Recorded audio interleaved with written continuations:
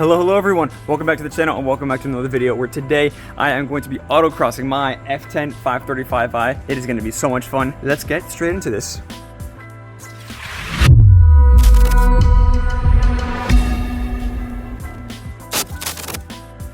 That's right, today I'm autocrossing my F10 535i and I'm so excited because I haven't autocrossed my car before, but I know it's going to be a lot of fun. There's not much to say, honestly, other than to show you all the clips. I got about 7 or 8 runs, but for some reason my GoPro only recorded about 4 of them, and the second one actually, it fell off, the GoPro fell, so y'all are going to see that. But the first run, I went pretty slowly, just trying to get a feel for it since I've never done it before. The second run, I went with an instructor. My GoPro fell off, y'all are going to see that. And then the third and fourth clips are of different runs, I believe run 5 and 8, where I got way more comfortable and I started going a lot faster. And of course, with the instructor helping me and everything, it was so much fun, and y'all are going to see my lap times keep decreasing every time. It is so much fun. If you haven't autocrossed your car, I highly recommend it. It is amazing. And I'm doing this with the BMW Car Club of America, the Lone Star chapter, of course, the Texas region and specifically the Houston region. But it was a lot of fun. Let's show y'all the clips.